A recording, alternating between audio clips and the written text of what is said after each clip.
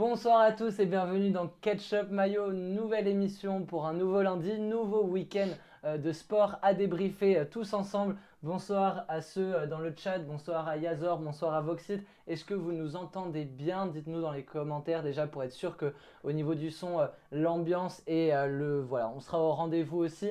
Je suis accompagné pour cette première partie foot de Kylian et Gaëtan. Comment ça va les gars? Salut tout le Salut monde. tout le monde, Ça salut va Guillaume. Ça va Ça va Ça va, Tout va bien. tout va bien. Voilà, dites-nous si vous entendez bien aussi l'ami Gaëtan et l'ami Kylian. Et on va pouvoir y aller. Ouais, Nickel Chrome nous dit salut les beaux gosses.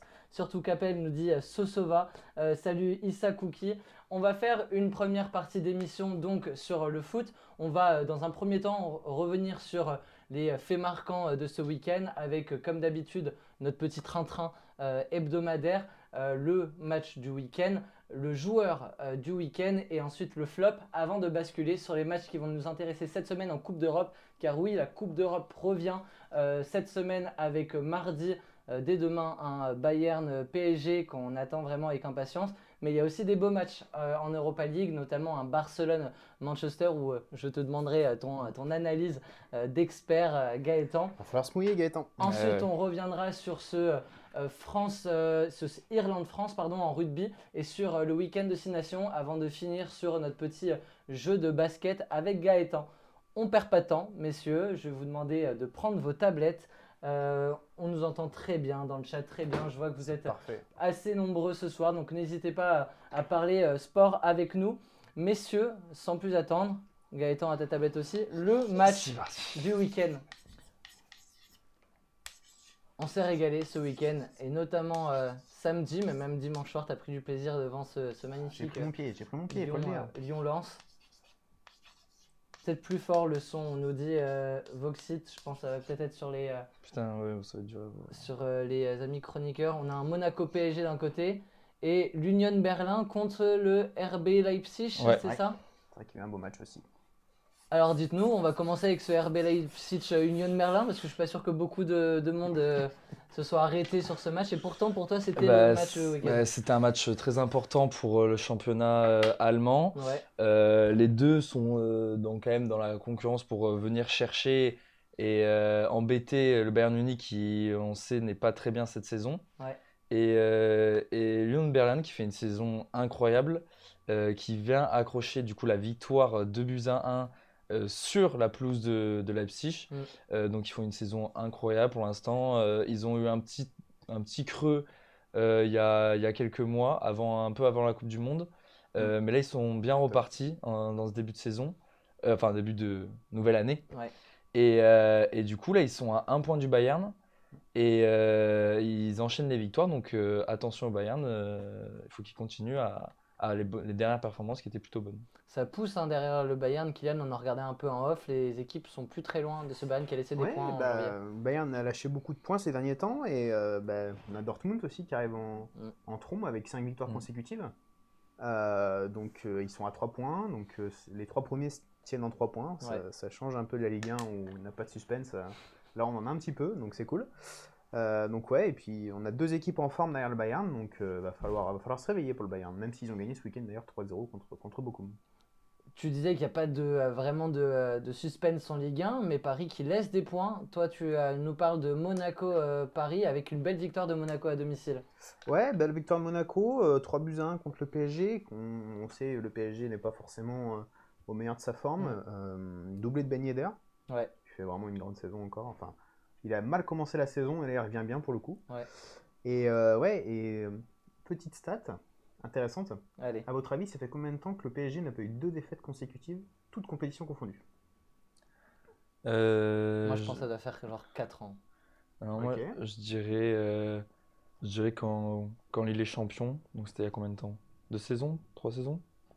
Eh bien, c'était l'année dernière. Ah, Ouais, voilà. je suis. Ok. 4 C'était ans, en je mars, ils avaient perdu contre Nice et après ils avaient perdu contre le Real de Madrid. Ok. Dans Voilà. le chat, on nous dit en vrai Monaco a bien joué, mais Paris était simplement affreux. Ben Yedder, il était super bien ces dernières saisons et il le prouve encore en deuxième partie de saison. Ouais, après, il a vraiment fait un début d'année compliqué, Ben Yedder. Il n'a pas trop adhéré au jeu de Clément. Mm. Mais là, il se réveille bien et il rentre vraiment. Parce que même au début de saison, Clément faisait souvent des changements à la mi-temps ou à l'heure de jeu, et il préférait sortir Ben Yedder que Mbolo. Ouais. Et c'était surprenant quand on sait les saisons que tu viens de faire Ben Yedder, et là, pour le coup, il se réveille bien. On reviendra un peu sur Paris juste après, on va continuer notre fil du week-end, mais parce qu'évidemment qu'on va parler de ce PSG Bayern et un peu de cette équipe du PSG avec, moi je trouve, un manque de qualité et de profondeur de banc, ce qui était peut-être aussi la force du PSG qui alignait les énormes contrats de joueurs talentueux mais qu'ils n'arrivaient pas à mettre dans un collectif parce qu'il y avait tout simplement trop de joueurs au PSG. Ils ont liquidé ces derniers mercato, mais du coup maintenant on a les U19 du PSG qui sont tous sur le banc. Et ça montre un peu voilà, qu'ils n'ont pas su gérer aussi voilà, cette espèce de transition avec la nouvelle direction, quoi, mais on garde ce sujet un peu de côté. Messieurs, on continue avec le joueur du week-end. Le joueur du week-end. N'hésitez pas à jouer avec nous aussi dans le chat.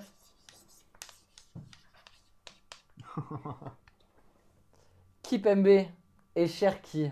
On va être sur de la Ligue 1. On va continuer du coup avec le PSG un petit peu. Kipembe, est-ce que c'est le joueur du week-end plus par rapport à son après-match? Ouais, plus par rapport à son après-match. Après, déjà, il revient de blessure. Ça fait du bien de le revoir. Mais ouais, par rapport à son après-match, parce que c'est le seul qui a eu les couilles d'aller voir les supporters qui étaient en colère, qui leur a parlé. Je pense que beaucoup de gens l'ont vu sur Twitter. Il y a eu plein de vidéos qui ont tourné. Et je trouve qu'il a eu des mots assez percutants, assez sincères. Ouais, il y avait beaucoup de sincérité dans ce qu'il disait. Ouais. Je trouvais ça très intelligent de sa part, tout ce qu'il a dit. Et tu sens par contre que peut-être je trouve la crise au PSG un peu profonde pour qu'il sorte lui, son discours. Je l'ai trouvé même lui, il disait on n'est pas bon, nan, tu vois. Je trouvais ça vraiment se rabaisser. Mais il a essayé de remonter, enfin que les supporters viennent en masse aussi il disait pour mardi et venir supporter cette équipe. Moi, je trouvais un vrai capitaine en Kimpembe et c'est ce que le PSG a besoin depuis ces dernières années. Et il manque un vrai leader et de ce que j'ai vu de Kimpembe, franchement, c'était le leader qu'on attend. Et ouais, je trouvais une sortie remarquable et ouais, je trouve que du coup, pour ça, je le mets en jour de la semaine. Très bien. Un mot à en Rien à ajouter dire. peut-être, non, rien. Ouais, non, bah après, c'est clair que comparé à Marquinhos, il n'y a quand même Ouais. pas photo, quoi. Ouais, voilà. En termes de leadership, on voit clairement que Kipembe, il a vraiment l'étoffe d'être le capitaine du PSG. Donc, ouais, pourquoi pas. Le Titi parisien Le Titi qui a parisien, en pris plus. ses responsabilités alors qu'il n'est pas du tout titulaire depuis le début de la saison à cause de blessures. Et c'est lui qui vient dialoguer avec les supporters alors que Marquinhos, au-delà de sa conférence derrière lunaire sur Amazon, a même dit à Donnarumma de ne pas y aller. Ouais. Voilà, bon, bref, c'est ce qui fait un peu jaser du côté de Paris et de la capitale. Tu nous parles de Cherki en toute objectivité, bien sûr. Bien sûr. Alors, pour une fois, le week-end, enfin lundi dernier, pour ceux qui étaient là, j'avais dit Barcola, mais c'était plus un clin d'œil parce que il me faisait plaisir ces derniers temps, mais il n'a pas forcément fait un grand match. Et là, pour le coup, bah, Cherki, il a fait un grand match. Enfin, il a fait une grande deuxième mi-temps. Ouais. Il est décisif, c'est ce qui lui manquait beaucoup, et surtout, il apporte tellement dans le jeu lyonnais, et c'est vraiment le créateur qui nous manquait depuis le départ de Paqueta. Et on n'avait pas de créateur, on jouait avec un milieu à 3 avec Tolisso, Le Penant et Cacré, là t'as aucun créateur. Et depuis que Cherki a pris ses responsabilités et il est titulaire, enfin, il y a vraiment eu ce déclic à Lyon, en tout cas un petit déclic, et cette victoire contre Lens avec un but, une passe de Cherki, et ben ça apporte vraiment ce lot de sérénité à l'Olympique Lyonnais avec maintenant 5 matchs sans défaite. Ouais. Donc ça vient conclure une bonne période lyonnaise, une bonne période lyonnaise, je vais y arriver. Donc c'est pour ça que je l'ai mis en match du week-end, et puis parce que je supporte à Lyon aussi. Bah, vu qu'on est dans l'objectivité, moi si je devais en choisir un, ce serait Olivier Giroud qui relance l'AC Milan après 7 matchs sans victoire. Les Milanais qui se sont imposés dans la douleur face au Torino 1-0 et c'est Giroud qui a mis le but salvateur avec une énorme célébration où il aurait pu arracher le logo du Milan et l'embrasser. Enfin voilà, on a senti Gigi. toute la Toujours là, niaque. Ouais, mais voilà, toujours là. Toujours là, quoi. Au-delà du côté un peu subjectif de mon choix, c'est vraiment, il y a un joueur, il y en a des grands joueurs à Milan, il y a du Théo Hernandez, il y a du Leao, du Tonali, du Benacer, mais quand il faut signer la révolte, bah, ça vient souvent de l'attaquant de bientôt 37 ans ou 38 ans. 37 ans, je crois qu'il a fait là.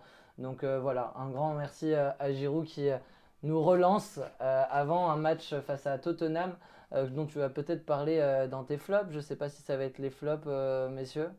On a un flop à mettre. Ah bah les flops. On met le flop. On met le flop, allez, on met. Bah oui.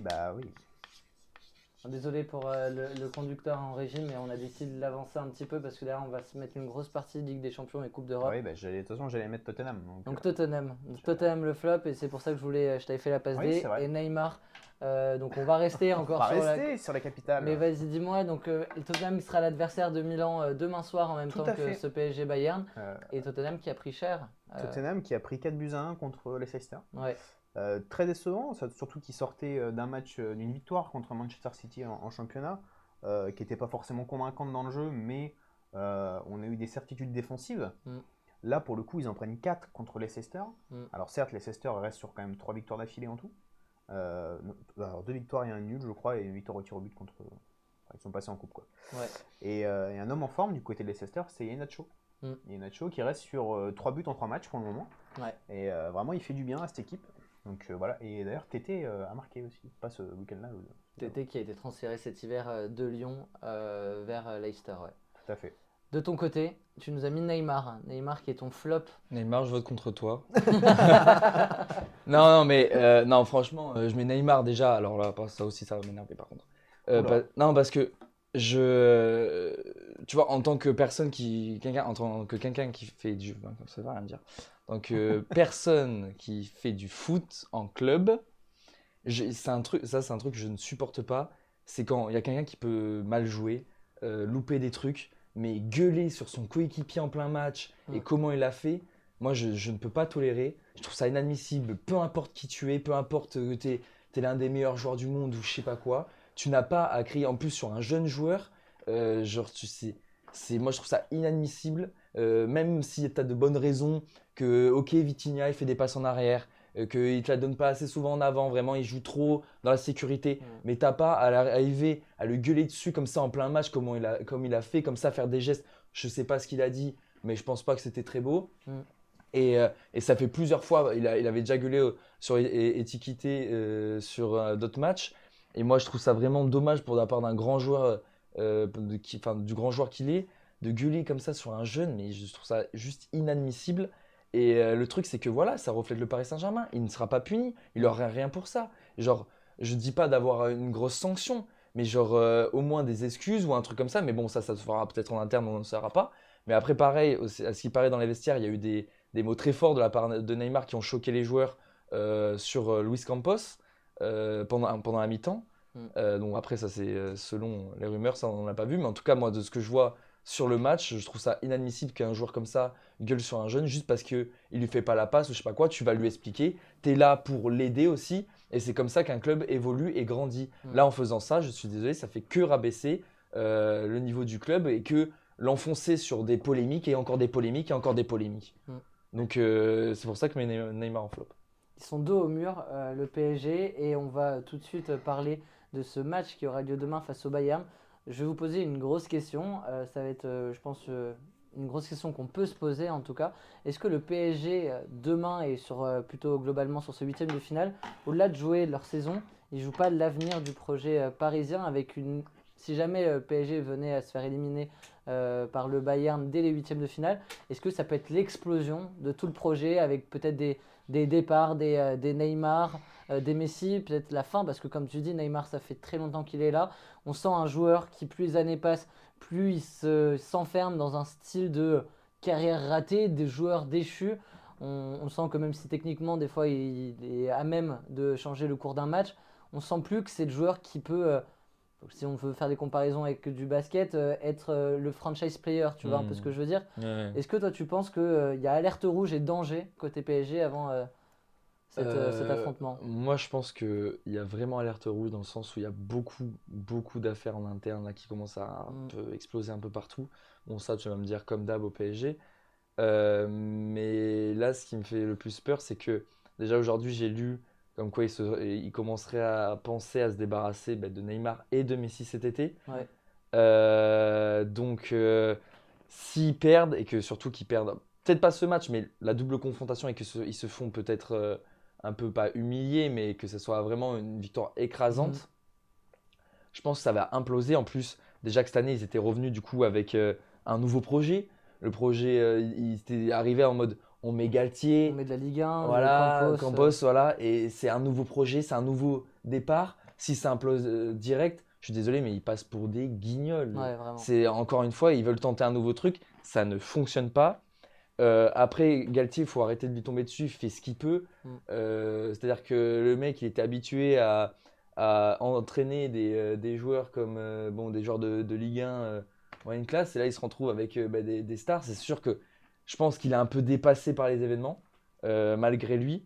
Et du coup, c'est compliqué parce que au final, tu te retrouves avec un PSG qui implose dans tous les sens. Le jeu, c'est catastrophique, faut pas se le mentir. Sur les derniers matchs, depuis la reprise de la Coupe du Monde, il y a pas un match où tu prends du plaisir au PSG, même dans les Ouais, victoires, bien sûr. c'est compliqué. Mm. Et, euh, et du coup, tu te sens vraiment que les joueurs se foutent du club. Il n'y a vraiment pas d'ADN. Donc pour moi, je pense que ça devrait passer par, oui, une vente de Neymar, une vente de Messi, et peut-être ramener, parce que si vraiment tu taxes sur Mbappé, ramener ceux qui demandent. C'est ça le truc, c'est-à-dire qu'à un moment donné, il faut arrêter de s'éparpiller en mode on veut prendre des stars, parce qu'on promet un truc à Mbappé. Au final, pareil, Mbappé, il n'a pas eu ce qu'il a voulu. Depuis le début de saison, à ce qui paraît, dès le début de saison, il savait que cette équipe n'ira jamais en bout de la Ligue des Champions. Et que du coup, c'est pour ça qu'il y a eu des rumeurs de transfert qui voulaient déjà partir, nana. Parce que, c'est pareil, lui aussi, il est déçu. Il n'a pas eu ce qu'il voulait. On lui a dit, tu re-signes et tu as un poste bien placé, tu peux un peu décider. Et au final, il n'a pas grand-chose qui lui arrive. Et du coup, il se sent un peu, voilà, tu as des solaires qui arrivent. Alors, solaire, ça y est, je peux le remplacer tous les jours, le solaire. Non. Oh là, il dérape, tu vois, le but il dérape, laisse il 3-4 dérape. minutes et après C'est la mort, cinquième, c'est mort. ça Non, dérape. non, je Non, rigole. Solaire, capitaine de Valence, gros joueur en tout cas du championnat de Liga. Bah oui. Oui, c'est sûr que quand tu le vois arriver au PSG, c'est le genre de joueur, tu te dis, mais qu'est-ce qu'il vient foutre? C'est encore un énième joueur où tu dis à la Sarabia ou quoi, ce genre de joueur, tu dis, mais enfin, il y a un décalage Et entre. justement, Ouais, mais le et là, problème, j'y pense et je me dis, heureusement qu'ils n'ont pas fait Ziyech. Ça se trouve, Mm. ça aurait été la même chose, une catastrophe. Mm. Après, on peut dire avec si, mais franchement, en fait, ça ne changera pas. Tant qu'ils feront des choix comme ça ne changera pas. Mm. moi, Tant je suis qu'il y pas aura des d'accord, problèmes de hein. direction. Dino, Je suis pas d'accord dans le sens où c'est important d'avoir des joueurs de rotation comme ça, Ouais. par exemple. Tu vois. Des joueurs, si tu as Messi, Mbappé, Neymar devant, tu mets qui derrière? Tu vas recruter Cristiano Ronaldo? Ah, mais non, mais justement, moi, Il leur faut des Solaire, il leur faut des Draxler, il leur faut des Sarabia. mais je suis d'accord. Mais sauf que Ziyech, c'était un profil totalement le profil qui allait flop au PSG. Ah bah oui, ah bah ça Genre, c'est sûr. c'est Ah, je suis totalement d'accord avec toi. le profil. Et bien sûr qu'il faut il faut des backups. Tu vois. Dans tous les clubs, faut qu'il y ait un banc, faut qu'il y ait quelque chose. Mais sauf que le problème, c'est que là, je trouve que les backups choisis sont vraiment pas assez bons parce que c'est des joueurs ils ont pas ce petit truc en plus. Autant aller chercher, moi, je trouve des jeunes joueurs pas comme Etiquité parce qu'il a fait une bonne saison, mais il n'a pas non plus brillé. Mm. Et je trouve que par exemple, aller pour le PSG, peut-être fournir de l'argent, je sais pas, sur un joueur, il faut que je réfléchisse à un joueur, mais j'en ai pas en tête, bien sûr. Un jeune joueur, je sais pas. Bon, j'en ai pas en tête. Mais un jeune joueur qui déstabilise. C'est-à-dire que le problème du PSG maintenant, c'est qu'il n'y a Ouais. pas de joueur qui déstabilise. Et c'est ce que je disais souvent, comme je suis fan du Barça, je dis ça. Quand tu es dans un club comme ça, qui te doit de gagner la Ligue des Champions, tu dois avoir même sur le banc des joueurs qui déstabilisent. Le football maintenant, c'est déstabilisé. Que ce soit par la passe, par la percussion, par le dribble. On peut déstabiliser par plein de manières. Ou sinon, rien que déstabiliser en mode prendre des latéraux qui sont très offensifs et juste qui vont venir très haut et juste se mettre des bons centres, peut-être pas par le dribble et tout, mais qui vont bien dédoubler et tout. Mm. Ça, c'est la déstabilisation. Et aujourd'hui, le PSG, quand tu regardes les joueurs qu'ils ont recrutés, tu as un Fabien Ruiz que moi j'ai vu à Naples avant, qui était, je trouvais, très intéressant, mais ça faisait Bien sûr. 3-4 ans, enfin plutôt 3 ans, enfin 2-3 ans qu'il n'a pas évolué, il stagnait. et que c'est un peu comme Carlos Soler en fait. Sans Voilà. aller chercher des milieux, tu as l'impression que sans vraiment chercher à comprendre à comment les mettre dans le collectif parisien ou quoi, ils sont allés chercher un bon milieu de Serie A, un bon milieu de Liga, sans se soucier de est-ce que le profil va marcher avec l'idée. J'ai l'impression que c'est des recrutements d'opportunistes et c'est un peu ce qu'a fait le PSG ces dernières années, recruter de manière opportuniste avec des joueurs en fin de contrat libre comme du Ramos, comme du Donnarumma, mais sans vraiment avoir conscience de comment les inclure dans le collectif, non, Kylian? Ouais, je sais pas, moi je suis pas convaincu. En gros, je pense vraiment que c'est un problème de mentalité de manière générale. Ouais, Et le fait de vouloir donner toutes les clés à Mbappé comme ça, pour moi, c'est une grosse erreur. Tous les grands clubs, les grands joueurs, il y en a, forcément. mm, Moi je pense premièrement à De Bruyne à City, tu vois, c'est pas mm, lui qui décide de tout à City. mm, Mais pourtant, bah, City ça fonctionne. ouais, Enfin, pas en Ligue des Champions, mais genre en PL, bah, City c'est costaud. mm, City dans le jeu c'est très fort. Parce que bah, il y a une harmonie, il y a une osmose dans le collectif qui fait que ça gagne. Quand c'était le Grand Real avec Ronaldo et tout le bordel, Ronaldo ne commandait pas tout au Real. mm, Il y avait des grands joueurs à côté. Et sur le banc, il n'y avait pas forcément des grandes stars. Donc pour moi, c'est vraiment un problème de mentalité de se dire, tant qu'il n'y aura pas une restructure globale du club, et notamment ça passe, moi je pense, par un départ de Verratti, mm, parce que Verratti, il est toujours là depuis des années et des années et des années, et ça mm. fait des années et des années et des années que le Il est en PSG, planque. ils n'y arrivent pas, ils Ouais. se planquent, et le mec sort tout le temps, etc.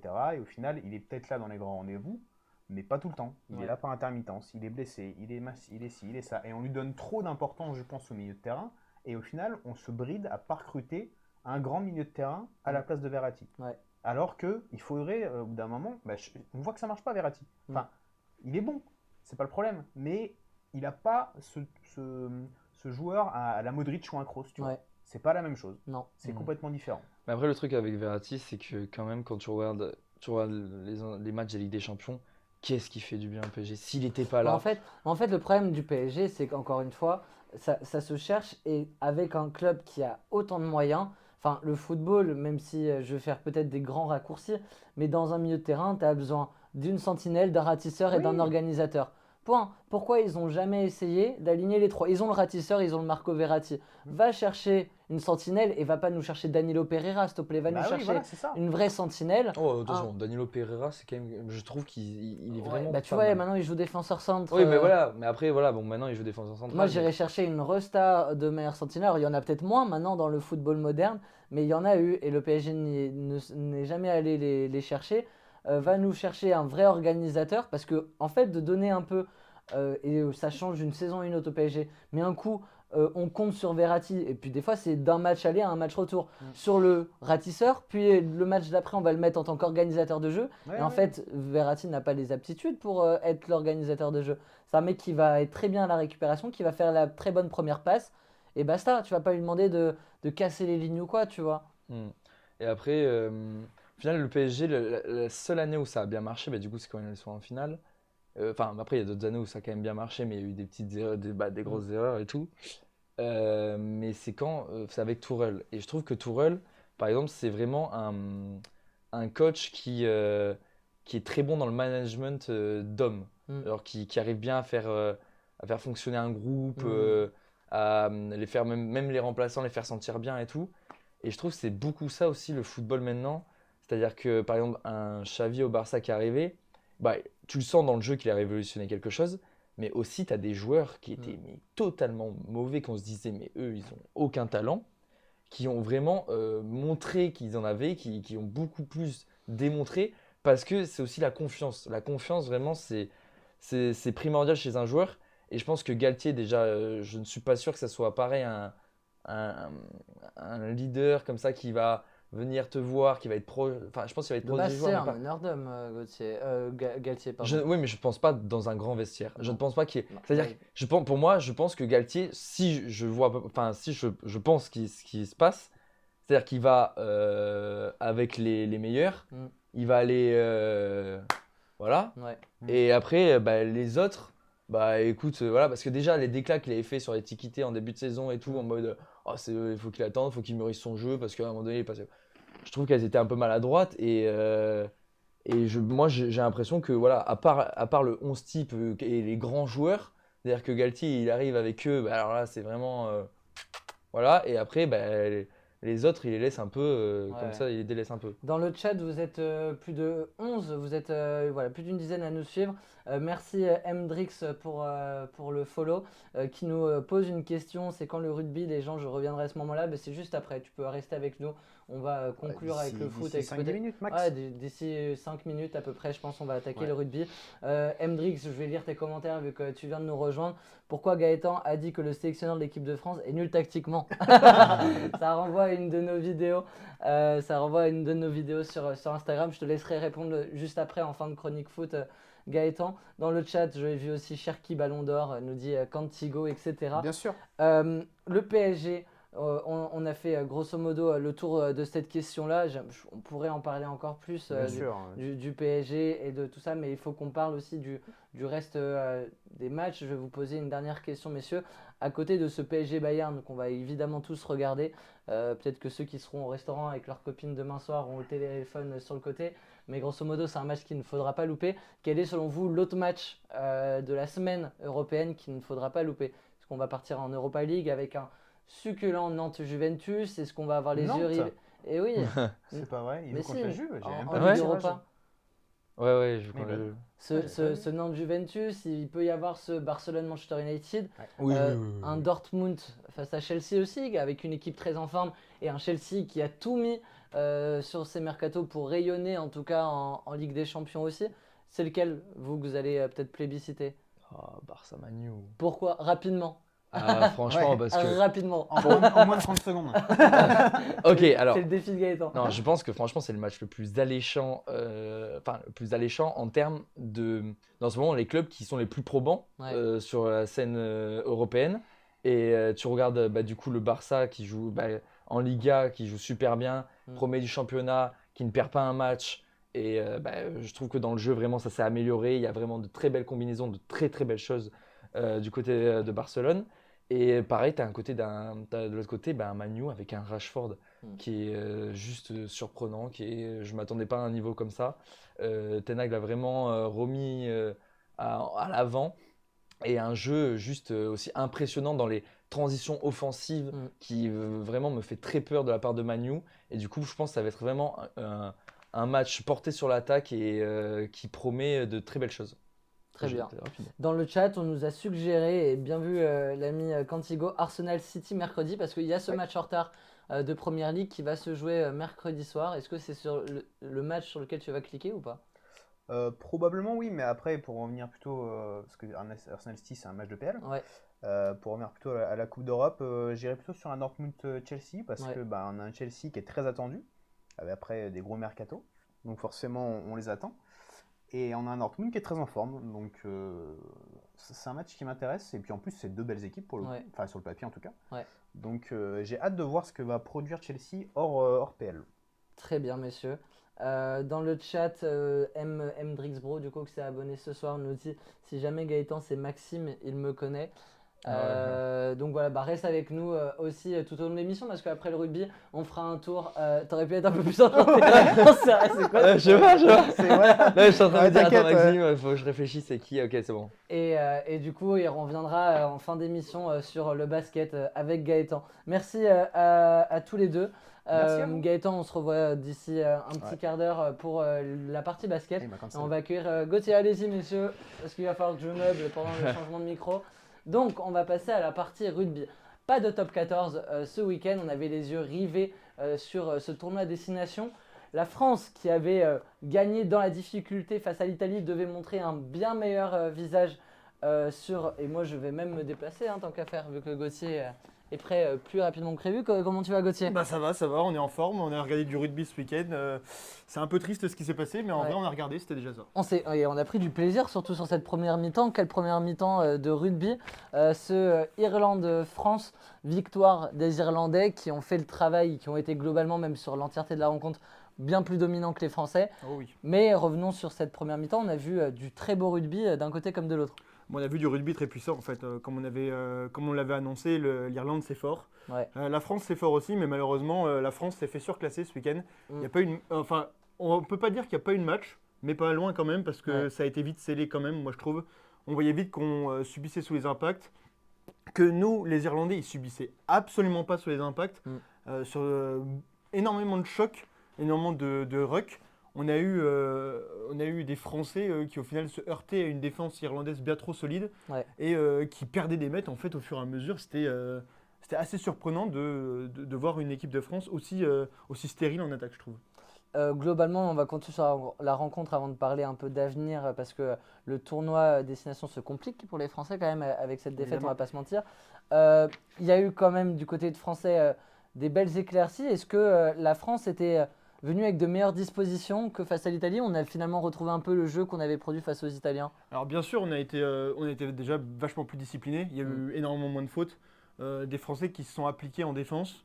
Honnêtement, il y a eu très très peu d'erreurs en défense.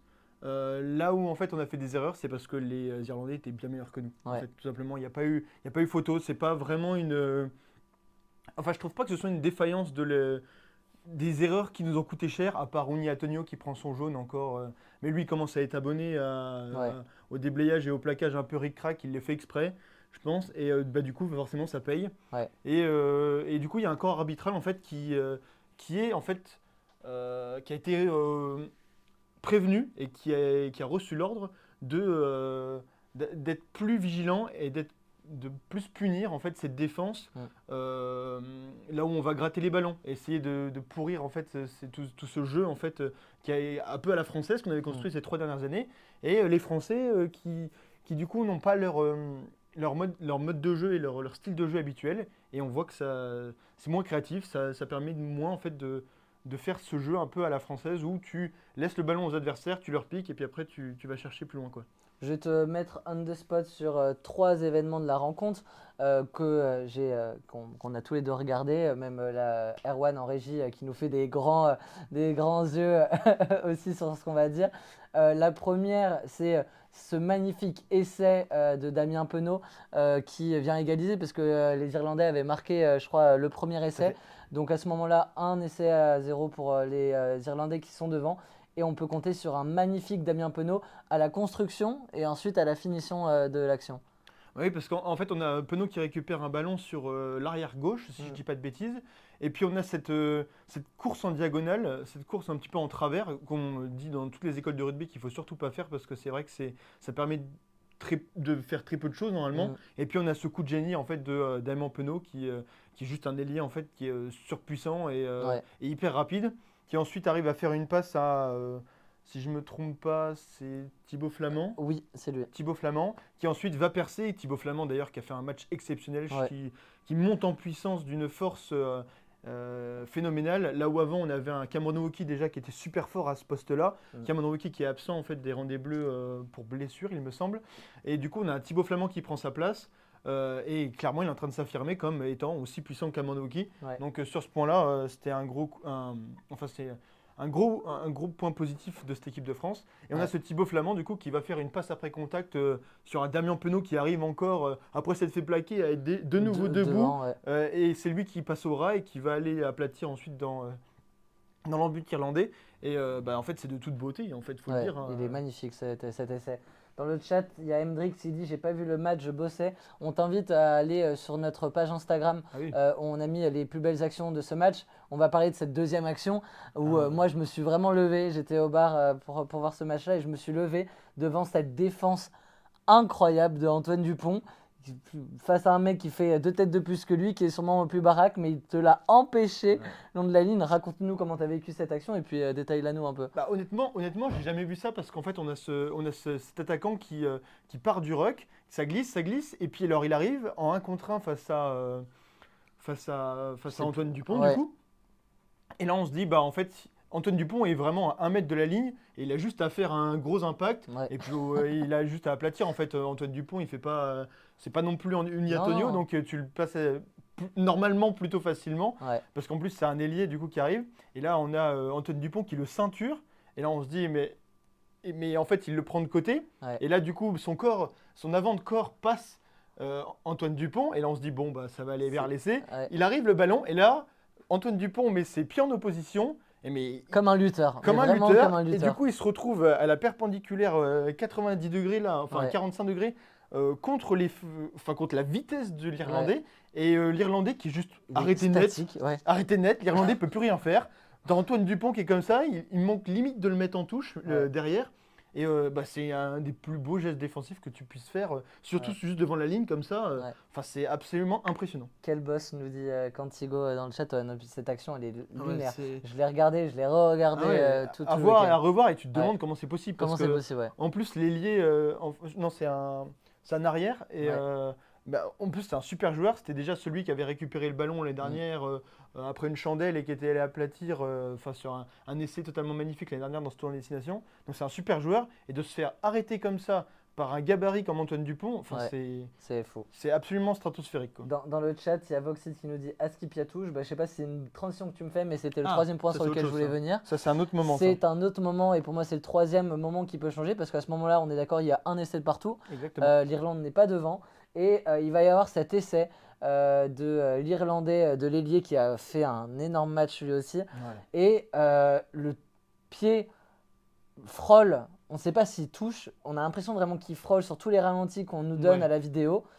L'essai va être validé, et puis ensuite, 5 minutes après, on va nous sortir le contre-champ, où on voit clairement... Comme d'hab. Oh, c'est hallucinant. En fait, comment c'est possible? En fait, je trouve qu'il y a un problème en ce moment. C'est de la manipulation d'image, c'est fou. Depuis 2-3 matchs là, mais que ce soit pour nous, parce qu'on va parler de nous, parce qu'on parle de nous, mais je trouve que même dans d'autres matchs, il y a un vrai problème d'arbitrage vidéo, où en fait, il y a des moments où c'est litigieux, on ne fait pas l'appel à la vidéo, donc ça, admettons-le. Il y en a eu dans le match. On le laisse jouer, Et puis il y a des fois où alors, on arrête le jeu, les arbitres discutent entre eux, ils disent « Ouais, non, en fait, on est plutôt d'accord, donc vas-y, on ne fait pas appel à la vidéo. » Et il y a une troisième solution, ils font appel à la vidéo, et par contre, on n'a pas d'image. Alors, ils appellent la vidéo, mais nous, en tant que spectateurs, on n'a pas les images, et on se demande limite même si tous les plans sont visionnés, parce que on revoit des plans encore après, qui sont en fait reproposés par la production française, en fait. C'est la production française qui dit « Bah nous,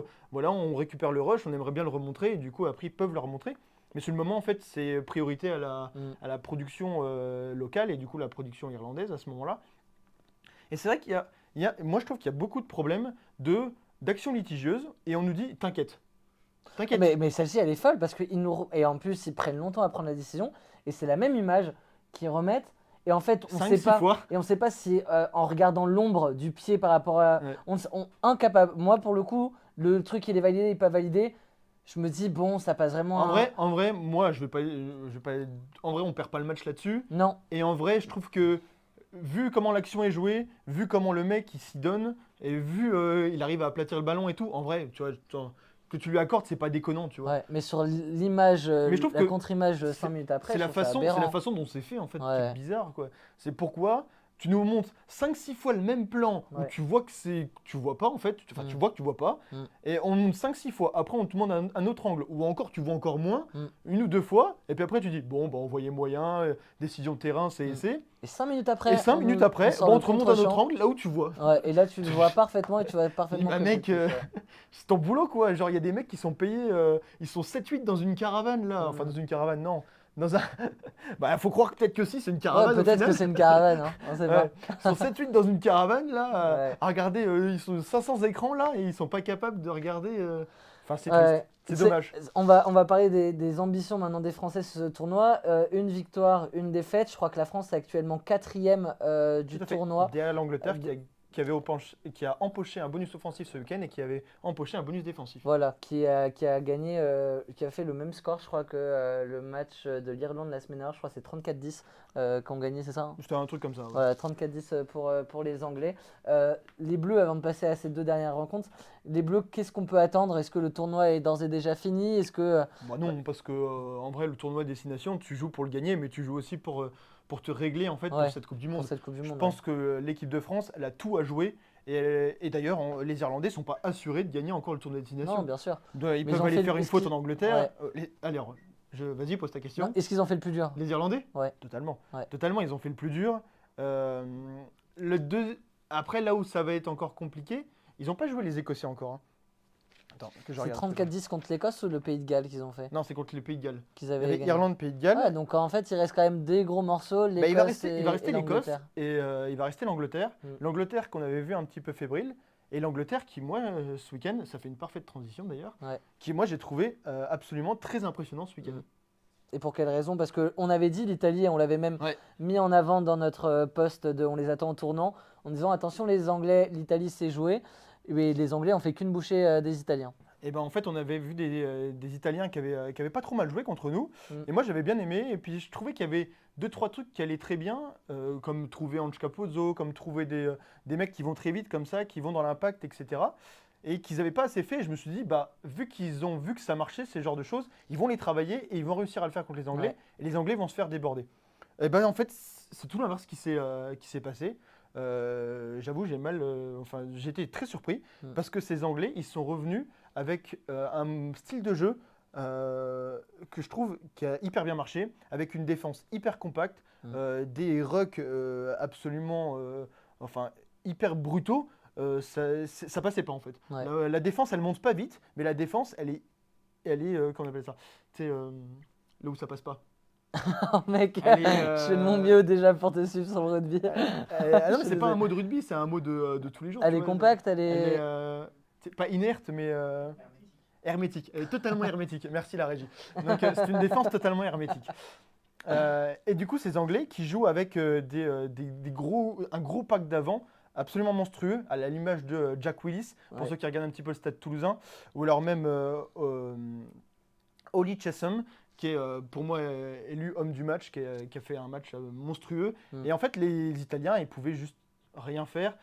Sur chaque impact, ils reculaient de 5 mètres. À un moment, ils arrivent à faire une belle action. Ils sont dans les 5 mètres, ils font une passe, ils reculent de 5. Une passe, ils reculent, ils refont un impact, ils sont au milieu de terrain. Mm. Non, mais à un moment, tu as fait 3 impacts, bah, tu tapes au pied, et puis après tu rends le ballon. Non, mais c'était impressionnant, comme sur cette action, ils passent des 5 mètres Ouais. au milieu de terrain en 4 phases de jeu. Ouais. Tellement ils ont subi dans les impacts, tellement ça n'avait pas de vitesse, tellement c'était... Bon, et puis voilà, puis après ils prennent 2 jaunes et puis ils se font déborder et 31-14 à la fin, ça fait mal pour l'Italie. Faudra compter sur les Anglais du coup qui ont peut-être eu un regain de confiance et on verra s'ils se confirment dans les prochaines semaines. On jouera la semaine prochaine ou pas ou il y a Alors, une pause La semaine prochaine, c'est France-Écosse. Voilà, France-Écosse et du coup parlons de l'Écosse face au Pays de Galles. Et bah l'Écosse, qu'on avait dit très très fort, Mm. dont on avait déjà fait beaucoup de louanges le week-end dernier, enfin Ouais. le lundi dernier, il n'y a pas eu photo contre le Mm. Pays de Galles. Le Pays de Galles qui pour moi est l'équipe la moins performante de ce top 14, Ouais. avec un Dan Biggar capitaine totalement absent. Mm. Je retrouve pas en fait le Pays de Galles conquérant et, Ouais. et revanchard comme on pouvait les voir les autres années. Il y a très peu de jeu qui est proposé. Mais un peu à l'image de beaucoup d'équipes, de toute façon, il y a peu de jeux qui est proposé. Ça circule pas non plus très très bien. Ça joue pas du très beau rugby. Mais bon, c'est un peu ce qui est voulu en ce moment par le World Rugby. Donc l'Écosse qui va chercher un bonus offensif contre le Pays de Galles. Donc attention aux Français, peut-être qu'ils seront de nouveau dans les attentes au tournant parce que c'est Bah, encore un gros morceau l'Écosse. L'Écosse-France ce week-end, maintenant, ça me fait peur. Ouais. Parce que honnêtement, ce qu'on a montré et ce qu'ils ont montré, et bah là, ça va être très serré. Mm. Ça va être très très serré. Et donc j'ai hâte aussi de voir ce que ça va donner le Pays de Galles-Angleterre. Mm. Parce que l'Angleterre, va falloir qu'ils confirment. Je pense pas qu'ils feront l'erreur contre le Pays de Galles. Ce serait honteux sinon, franchement. D'aller gagner comme ça contre l'Italie et de perdre contre le Pays de Galles, ce serait vraiment très très triste pour l'Angleterre. Ça pourrait être le match de confirmation avant d'affronter une grosse équipe ensuite pour l'Angleterre. Exactement. On va refermer cette page 6 Nations, mais on va quand même te redonner la parole sur Ah oui. le match de cette nuit. Parce qu'il y avait quand même encore un sport qui se jouait avec un ballon ovale. Voilà, Et waouh, c'était ce elle est matin. belle. Ah, t'as vu ça? Ah ouais. Et il y avait le Super Bowl, en fait, pour les gens qui ne suivent pas, c'est l'événement sportif. Planétaire, avec une planétaire. finale de Coupe du Monde, je pense, c'est ce qui vient derrière. Ouais, c'est ça, en fait. C'est un événement sportif qui est regardé par plusieurs millions de personnes à travers le monde. Ouais. Et c'était hier soir, du coup, ça commençait aux alentours de minuit, 1h du matin. Ouais. Et ça finit vers 5h du mat. Voilà. C'est le bien genre de dormi. sport, le genre de sport où tu es bien content. En plus, c'est-à-dire que ça se joue en 3 quarts temps. Et en plus, au milieu, on te met un concert. Alors, pour préparer le concert, forcément, il y a 10 minutes En pour... 4 cartons, non? C'est J'ai des dit tiers temps? combien? 3 cartons. En 4 cartons. Ouais. C'est des cartons, du coup, ça fait Ouais, 4. Ouais. Très bien. Là, mon Ouais, effort c'est en ça. maths sur ketchup mayo. Et du coup, c'est ce match qui opposait les Chiefs Ouais. du Kansas City contre les Eagles de Mm. Philadelphie. Et au final, c'est le Kansas City qui a gagné 38-35 dans un match absolument délirant. Ouais. Une des plus belles finales Finale. de Super Bowl qui nous ait eu de ces 10 dernières années, Ouais. avec un Patrick Mahomes MVP de la Ligue tout au long de l'année, et qui a fait absolument un match énorme, lui qui était blessé à la cheville à ses entrées de playoff, Ouais. qui avait boité pendant 2 matchs et qui avait quand même réussi à faire des matchs exceptionnels. D'ailleurs, Mm. moi je suis choqué d'ailleurs de cette prestation de Patrick Mahomes qui boite totalement sur le moindre pas qu'il fait et qui te fait des passes de 60-100 mètres là, Ouais.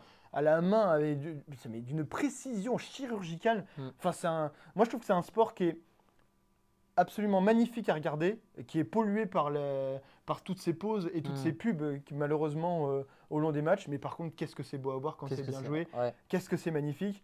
Et puis on a eu énormément de belles actions. Mm. On a eu des Eagles qui ont mené pendant toute la partie pour les Chiefs au final qui finissent par les remonter avec 2 super touchdowns qui sont faits par des chick-chack Ouais. absolument majestueux des 2 attaquants des Chiefs. Non, c'était un super Bowl. Si Ouais. vous voulez revoir le replay, en plus c'est cool le replay, on peut Ouais. passer vite Ouais, les pauses. c'est clair. Donc c'est vraiment un match à regarder. Un très beau moment de sport que tu as Ouais. vécu cette nuit. Des matchs à 3h du matin, 1h du matin. Toi, tu n'as pas un peu moins l'habitude. Nous, on y a l'habitude Ouais, c'est sûr. en basket. On va en parler du coup de ce basket. Dans le chat, on nous a demandé si c'était celle-là. C'était quand il y avait. Je recommence. Vas-y. Il y avait qui cette année d'ailleurs comme artiste? Rihanna et DJ Snake, ça a été mis. On m'a devancé dans le chat, mais c'était ça. Un très beau événement, un très beau D'ailleurs, match. Rihanna, moi j'ai bien aimé moi. Ouais, ouais, et la Honnêtement, je prestation m'attendais était à cool. rien et Ouais. j'étais content. Ouais, très bien, la mi-temps de Rihanna. Merci à toi, Gauthier. Bah, de rien, Tu ça vas m'a fait laisser très la plaisir. place à Gaëtan. Moi aussi, ça m'a Ouais. fait plaisir. Tu vas laisser la Je vous place à laisse. Gaëtan.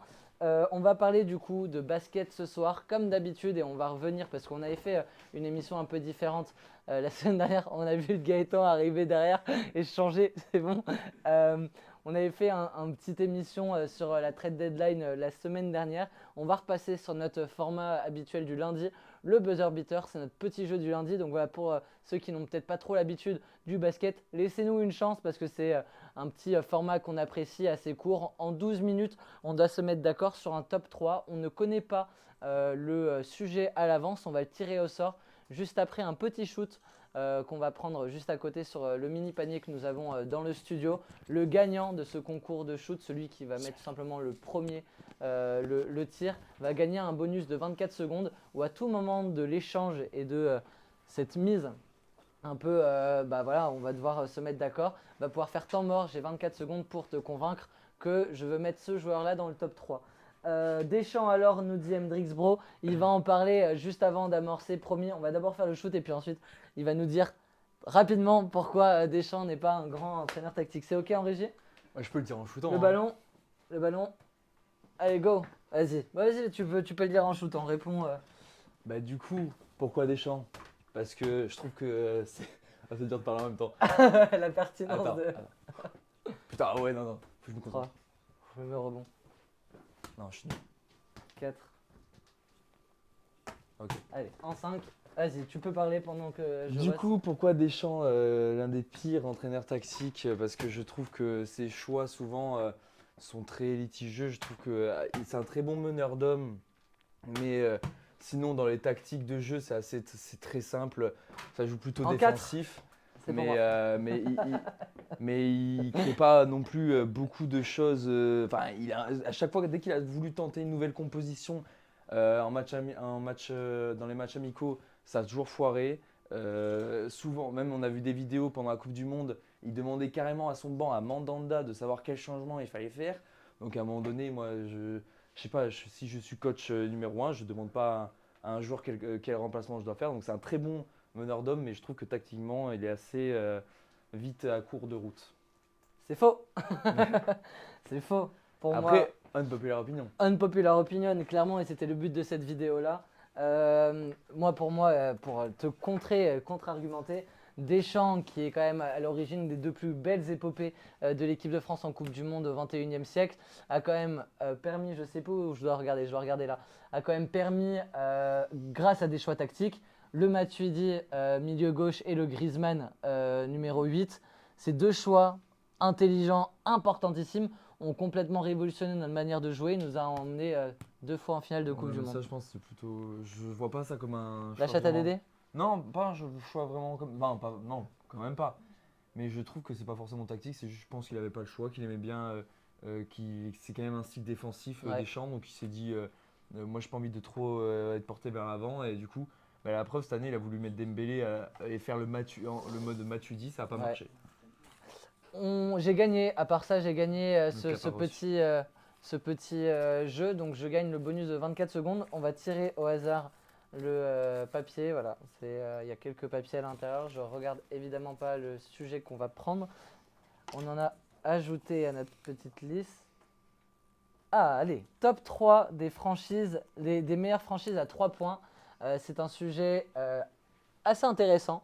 Donc, sur les franchises actuelles, évidemment, pas historiques, quelles sont les 3 franchises qui disposent des meilleures armes à 3 points? Nous avons 12 minutes à partir de maintenant. Sachant que maintenant, il y a eu du changement. Et on va le prendre en compte. Ah oui, on n'est pas sur une émission. On peut lancer le chrono en régie, s'il vous plaît. Tac. Et jouer avec nous, s'il y en a. J'y vais. Mdrix, il me dit j'y vais, le basket, je m'en fous. Très bien. Eh bien, écoute, laisse-nous une chance en replay quand même, au moment où tu feras à manger. On va y arriver un jour, Gaëtan, avec notre basket. Ouais. Alors, on va les convaincre. On va les convaincre. En tout cas, on le fait on se fait plaisir aussi. Hein. On aime tellement en parler entre nous. Il y a Curie, c'est sûr. Mais regarde, il fait semblant de partir. Les gens, quand ils vont tomber amoureux, ils vont pas comprendre on ce est sport qui est tellement beau. Ouais. Oh là là. Ici, ils ont réussi à tomber amoureux de 3 moteurs qui se battent en duel dans des dimanches où il se passe rien. Ils vont pouvoir tomber amoureux du basket. Bien merde. sûr. Oula, petit tacle. À la Formule 1, mais j'adore la Formule 1. Mais bon, c'est tellement moins spectaculaire que le basket, mais c'est un autre débat. On vient de perdre 1 minute dans notre temps. Bon, les Warriors. Les Warriors. Les Warriors, on les met. Après, t'as Boston, sûr. Ouais, je te rejoins. Tu as.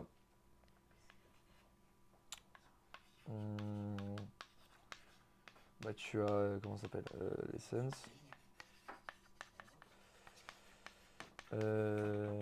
Qu'est-ce que tu as après? Moi, j'ai mis.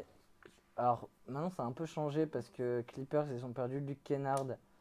Milwaukee, oui, bien sûr. Ah ouais, Milwaukee. Ah ouais. À part, Giannis déjà il commence à shooter à 3 points, mais à part ça, t'as tout le monde qui shoot à 3 points. Ouais. On est déjà amoureux des chroniqueurs, on nous dit dans le chat. Merci à toi, Voxit. Ouais, moi, Yanis, de toute façon, on va échanger. Hein. Je vais reprendre moi mon. Milwaukee. T'as quoi?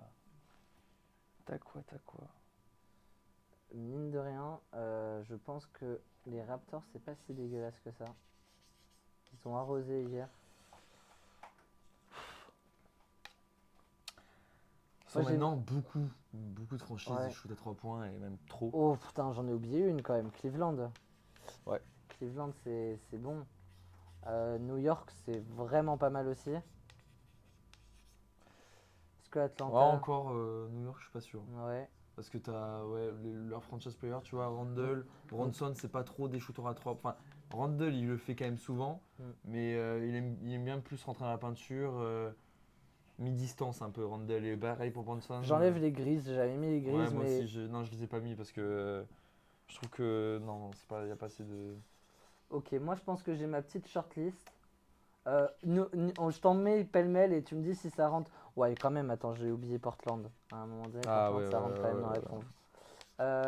Je t'ai enlevé les Clippers, je t'ai enlevé Nouvelle-Orléans, les Pelicans.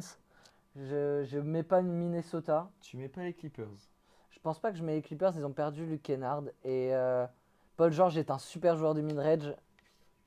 Ils ont perdu Kennard. Oui, Gauthier. Paul George et. Toi, tu les mets? Ouais. Moi, je lance sur le top 3. Je lance mon top 3 et puis ensuite, on va pouvoir gamberger ensemble. Putain, il est pas facile ce top 3 parce qu'il y a pas mal d'équipes qui. Attends, montre les équipes parce que ça se trouve, j'en ai oublié. T'as pas oublié Dallas? Non, j'ai mis Dallas. T'as mis Dallas. New Orleans, non. Minnesota. Lakers, sûrement pas. Non, je pense que t'as été plutôt pas mal. Washington, tu mets pas. Atlanta, tu mets pas? Oh, Philly. Ouais, Philly. Philly, ça se met. Ouais. T'as du Harden qui va shooter. Ouais, mais il en rentre pas tant que ça. Ouais, oui, mais après. Un top 3. Moi, je pense que là, moi, j'en ai pas mal. Ça, je pense que ça sort. Non, Philly, ça shoot à 3 points. Allez. De toute façon, moi, je pense que j'ai mon top 3. Moi, j'ai ça. J'ai.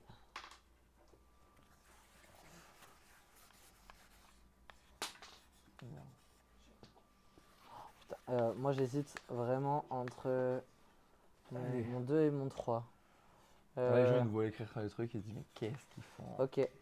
Attendez, On s'y met là. Ouais. Tu l'as? Moi, je l'ai. Attends, ok, ouais, vas-y. Bah, commence le temps que je finisse d'écrire. Attends, on va le découvrir tous ensemble quand même.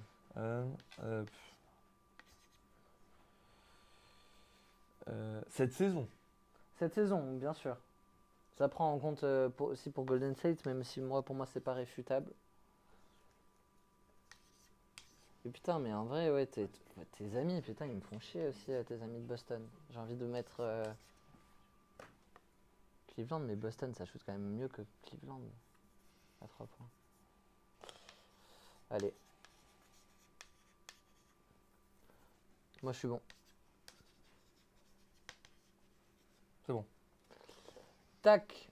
Alors, tu as en 1 Boston, en 2 les Suns et en 3 les Warriors. J'ai en 1 les Warriors, en 2 Dallas et en 3 Boston. Ouais, alors, Boston, pourquoi je mets en 1? Parce que, et moi, pour moi, là, c'est dithyrambique que ce soit eux. Parce que ils ont les meilleurs stats à 3 points. À chaque fois, c'est plus de 50% presque par match. Ils shootent tout le temps à 3 points. Moi qui regarde Boston, c'est une folie. Tout le monde sait le faire. Que ce soit Blake Griffin qui en a pondu 5 Ouais. il y a 2 jours. Ils prennent Derrick White. maintenant, ils ont fait un trade. Ils prennent Muscala, qui est un pivot qui shoot à 3 points. Ouais. Ils ont fait exprès de prendre ça. T'as du Horford qui a l'adresse, t'as du White, t'as du tout le monde peut shoot à 3 points. Cette équipe est un danger permanent à 3 points. D'ailleurs, leur jeu est basé vraiment sur les extérieurs du coup et sur les shoots extérieurs et du coup pour moi ouais, Boston numéro 1 et c'est grâce à ça pour moi qu'ils ont le meilleur bilan de la ligue. Je suis d'accord avec toi. En vrai, Boston, tu m'as convaincu. Warriors, je les avais mis 1 sur le principe, mais il y a plus de déchets que les années précédentes. Ouais. Mais il y a un Jordan Poole qui vient aussi ramener cette dose de 3 points avec Curry et Klay Thompson. Donc moi, quand même, je les mets indétrônablement dedans. On a bonjour Innov, nous dit PLS Tell Me More. Salut à toi. Voilà, je n'ai jamais vu ton pseudo, mais j'espère que tu vas bien. On est sur la partie basket. Le live, si tu es intéressé par le foot et le rugby, sera en replay juste après l'émission sur Twitch et dès demain matin sur YouTube. N'hésite pas à t'abonner si ce n'est pas déjà le cas aussi pour ne pas louper les prochaines émissions. On parle aussi de cinéma, on parle aussi d'art et de culture les mercredis sur cette belle chaîne. Donc voilà, suis-nous. Dallas et toi les Suns. Est-ce qu'on est d'accord pour dire que d'emblée on met Boston en 1, Warriors en 2? Ou pour toi Ouais, je les mets en 3. Toi, tu Parce les que mets en 3. vraiment, moi, je sais pas pourquoi je suis vraiment confiant sur mon truc dans le sens où les Suns, là ils récupèrent KD, t'as du KD, comment ça s'appelle, Ça va arroser, ouais. Booker qui arrose à 3 points. Ouais. Cette équipe, quand je les regarde jouer, vraiment aussi, ça arrose à 3 points. Et ça a un très fort pourcentage, justement, à 3 points.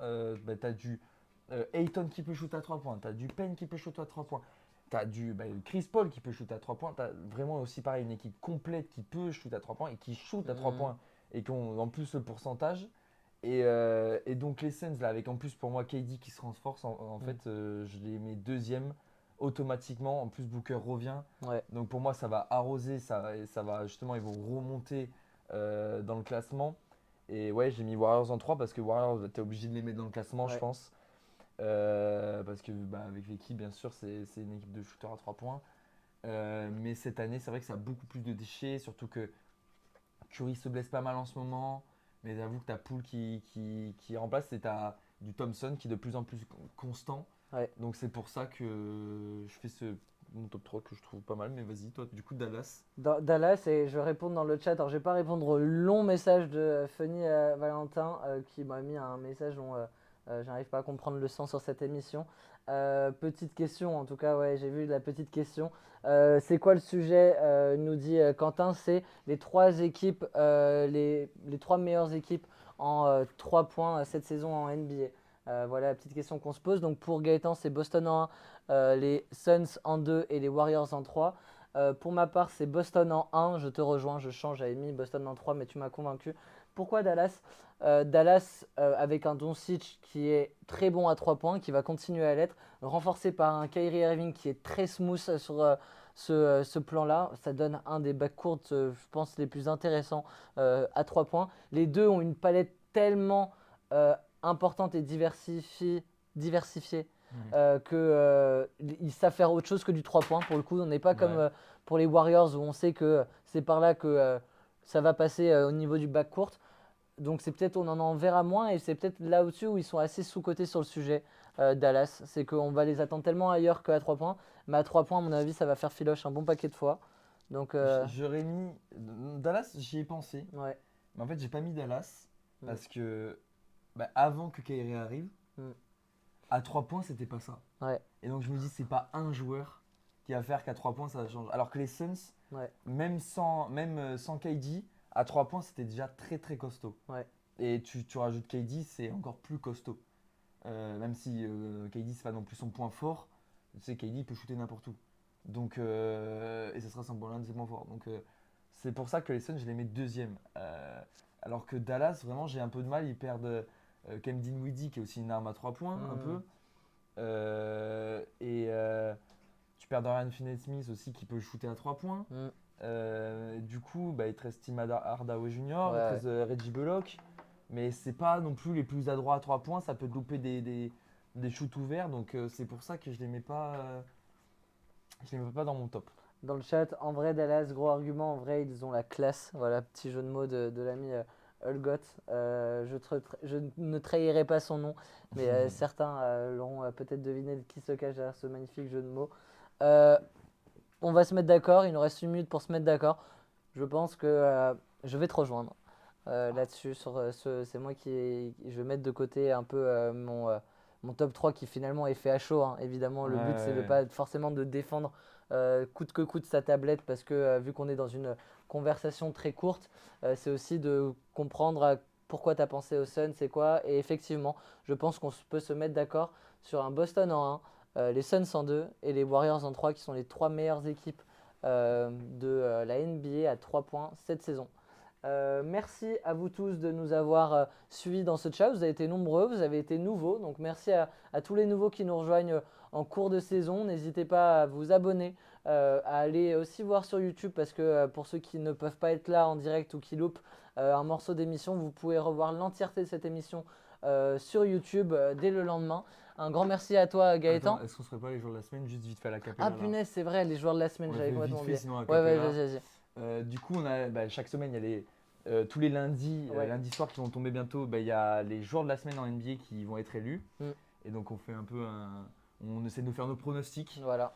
Et du coup, moi, pour ma part, cette semaine à l'ouest, j'ai décidé de mettre Jokic. Oui. Parce que triple-double. Il enchaîne les triple-doubles, c'est une dinguerie. Ce mec, c'est-à-dire que c'est monsieur triple-double et la facilité dans laquelle il est fait, moi je trouve ça juste impressionnant. Ouais. Et je récompense Pascal Siakam du côté de l'Est parce qu'il fait une très bonne semaine, il est en 2-1 avec de très bonnes stats, au-dessus des 30 points de moyenne. 37 points, 35 points et 28 points. Ouais, voilà, c'est énorme. Donc c'est énorme. Et en plus, c'est un joueur que je trouve quand même sous-coté, on n'en parle pas assez. Et donc voilà, ce sont mes deux joueurs. Et de mon côté, dans le chat, on nous demande toujours les mêmes pronos que sur Insta. Ils font partie, les 4 joueurs qu'on a cités, parce que je ne vais pas avoir du tout les mêmes que toi. Mais oui, ils étaient sur le prono qu'on a mis hier après-midi. Il restait encore un match à jouer, c'était le Boston. Memphis, mais où Ja Morant et Tatum pouvaient potentiellement aller chercher ce titre. Ni l'un ni l'autre ne sont vraiment distingués sur cette rencontre.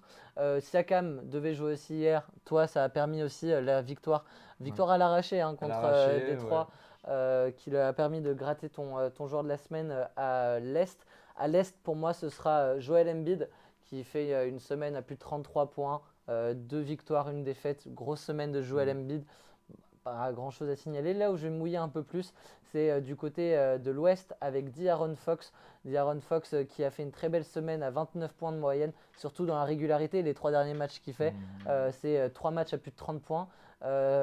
Pour un Sacramento qui gagne, 3 victoires, 1 défaite pour Sacramento, dans une conférence Ouest qui va se renforcer. C'est peut-être la seule équipe qui ne s'est pas renforcée pendant la trade deadline. Et moi, j'y crois beaucoup au fait que l'équipe ait trouvé son alchimie. Pas besoin de plus se renforcer que ça et surtout pas dans la précipitation pour pas permettre au groupe un peu d'aller à droite à gauche. On a une idée, on va aller jusqu'au bout, qu'importe si les Suns se renforcent ou quoi à côté. Donc voilà, De'Aaron Fox, Embiid de mon côté, Siakam, Jokic du côté de Gaëtan. Gaëtan qui est revenu à 2 points de moi, qui a dépassé l'ami Mamcher qui ne pouvait pas être présent ce soir, qui n'a plus que 8 points. On vous donne les résultats dès demain sur notre page Insta, donc n'hésitez pas encore une fois à nous suivre là-dessus. Un grand merci à la régie, un grand merci à Erwan, un grand merci à Kylian et un grand merci à Gauthier. On se retrouve très rapidement et dès lundi prochain pour un nouveau numéro de Ketchup Mayo. Bonne semaine à vous, ciao!